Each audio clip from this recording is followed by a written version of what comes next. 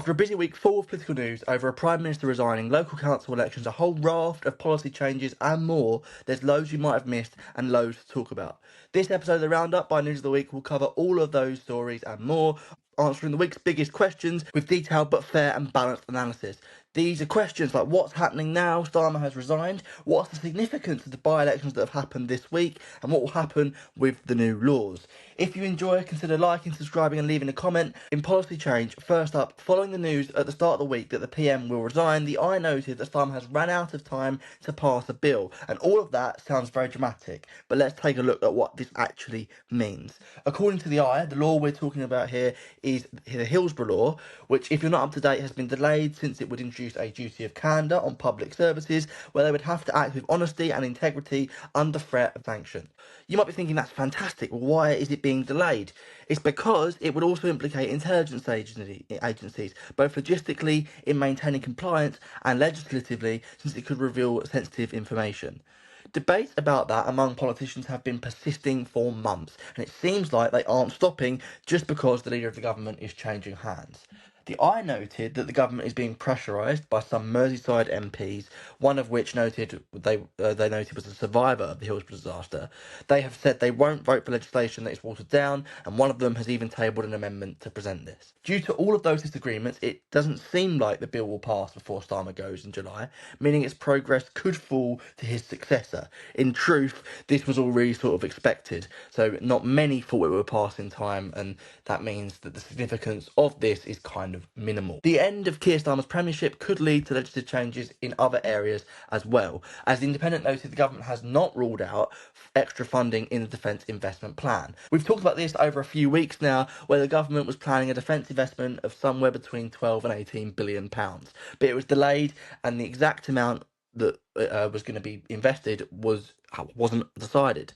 Because it put pressure on Britain's international standing and its ability to reinvigorate itself economically, it's been consistently reported that the DIP will be published before the NATO summit. The amount that's been widely reported is £13.5 billion, which on the lower end, which was the amount that Healey and Al Khan resigned over this month. That's thought not to be enough for the government to stick to its commitments on defence spending, but it's more palatable to the Treasury. As it stands, the government have not ruled out an increase to that figure, even though previously they did rule that out.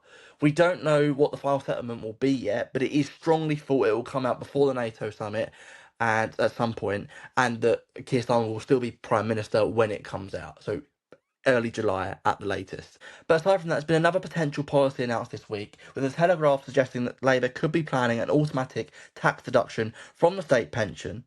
The question is, are we really likely to see this?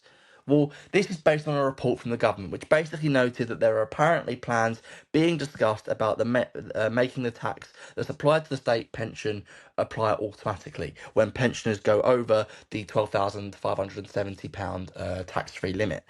The Telegraph noted this would impact millions of pensioners, as the 20% basic rate would be applied beyond that tax-free allowance. And the big deal here, which makes all of this a little controversial, is that the government has frozen the thresholds which they have with income tax, which effectively pull people into paying a high tax rate.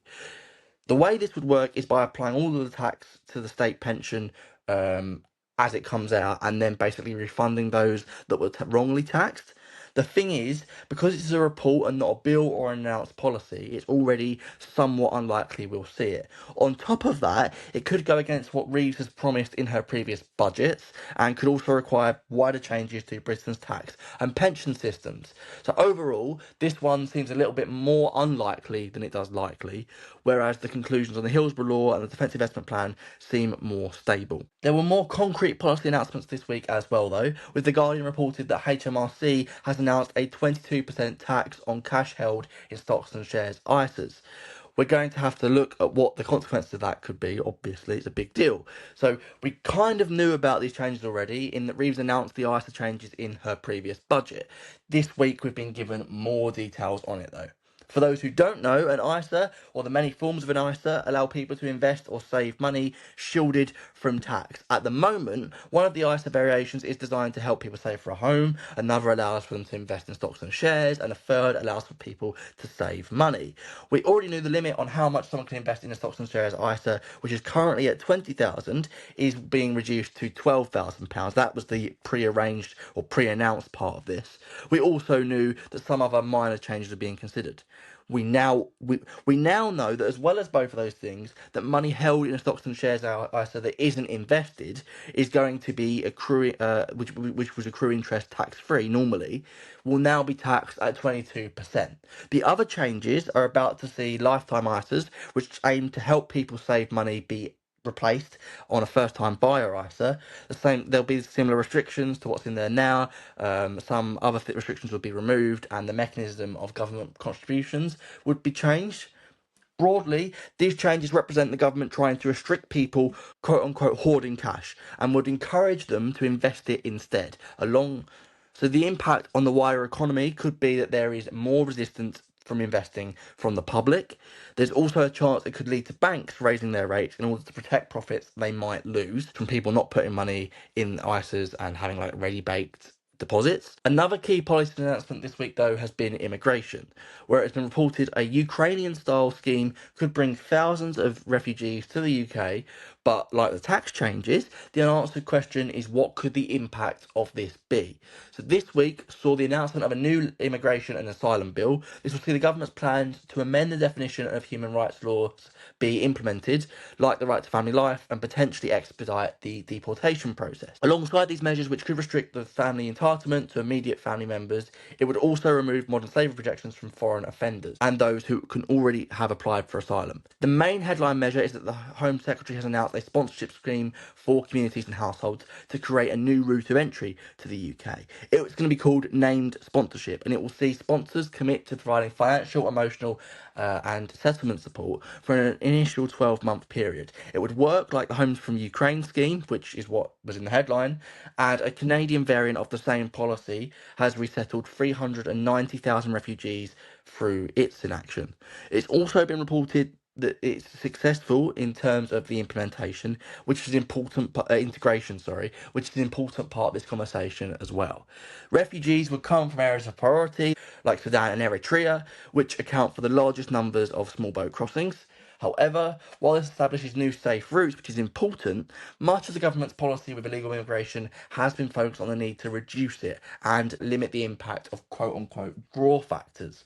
Needless to say, this is dependent on British communities hosting refugees as well, so the overall significance of it is limited. It's also very, very dependent on how the other policies the government is implementing works out, like all of the other immigration policies are.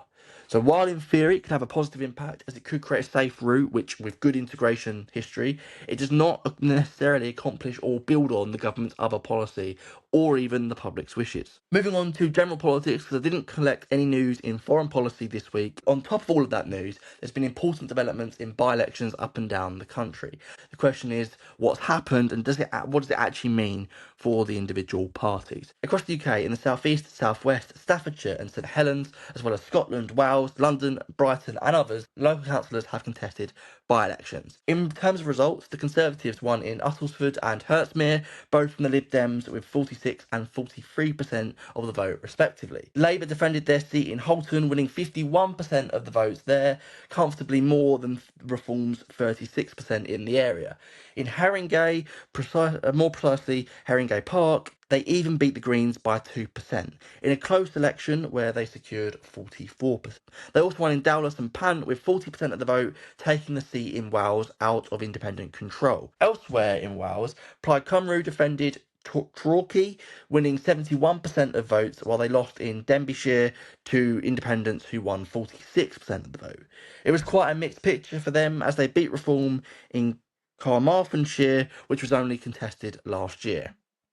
Independents won in the Highlands in Scotland, defending there with 40% of the vote. In Aberdeen, the SNP won from the Lib Dems, winning 33% of the vote, while the Lib Dems couldn't manage above 20%. The Greens won mostly in London, picking up another one of the Haringey wards, again only marginally by 43% to 41%. They then defended 2 seats in Hackley and 1 in Ealing as well. Their only win outside of London this time around was in Goldsmith in Brighton, where they've been relatively strong for years in an MP, like through the MP. This time though, they beat Labour with 49%.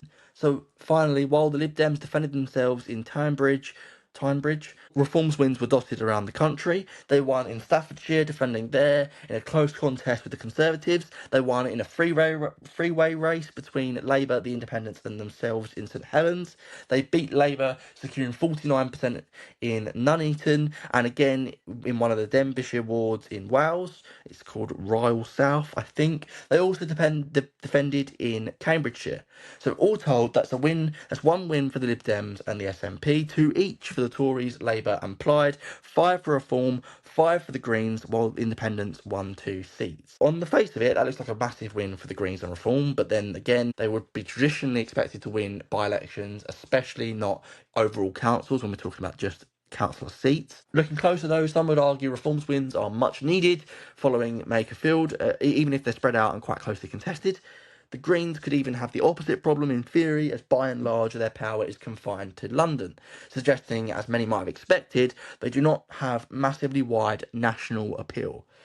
It seems Labour haven't yet rehabilitated their image completely, losing to the Greens and Reform in some places, while the Tories could also still be struggling to deal with Reform. Really, most of what people argue following these by-elections will be partisan, and it's hard to get objective insights. It seems like a mixed picture, and it's not like one party has completely dominated. The other big news in general politics this week was that Keir Starmer has set out a timetable for his resignation. So what does that mean, and what happens next?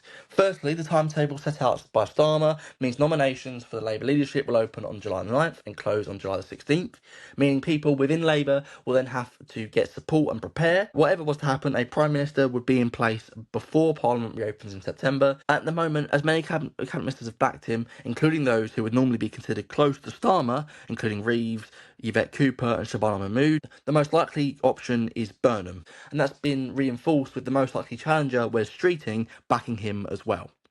Additionally, according to some outlets and their sources, as many as 2/3 of the party's MPs are reportedly also backing Burnham.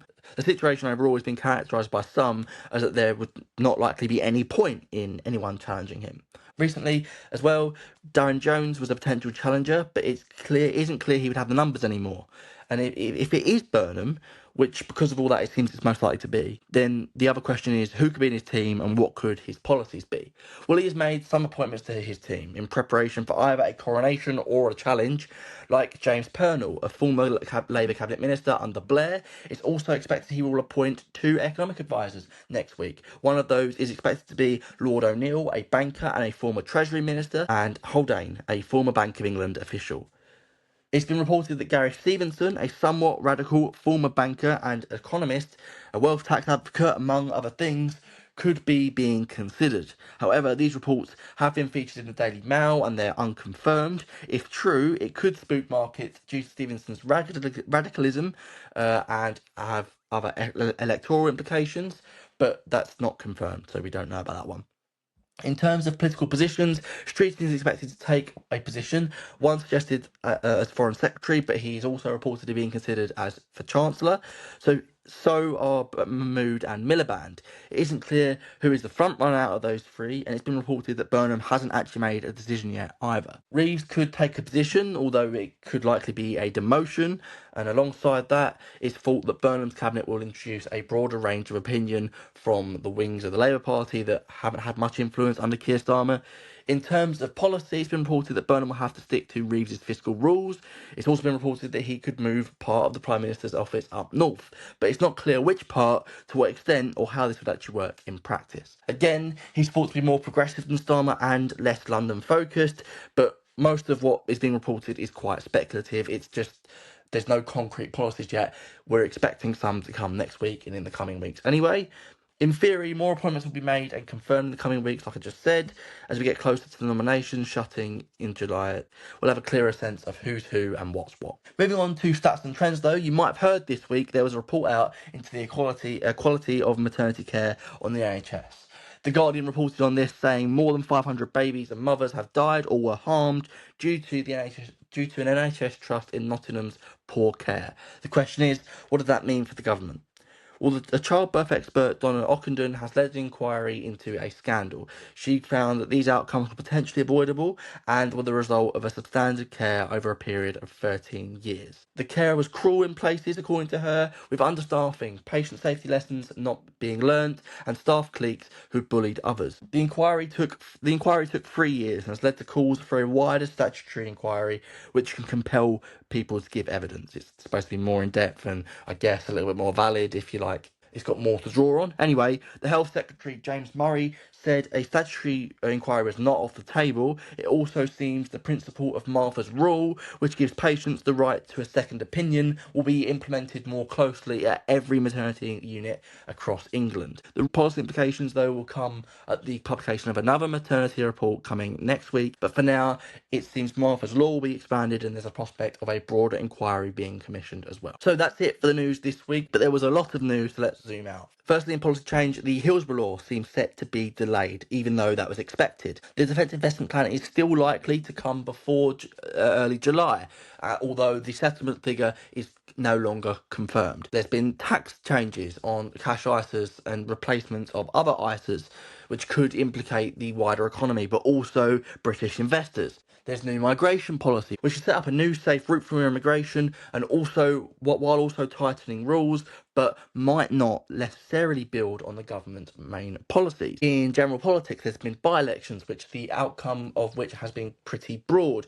with every party virtually picking up everywhere. There's also been a massive prime ministerial resignation this week, which could kick off a leadership contest, although that isn't likely. And in terms of the policy, in terms of the outcome of that, it looks like it will be Andy Burnham, and in terms of Burnham's team, it's still a mixed picture, but we may have some cabinet ministers down.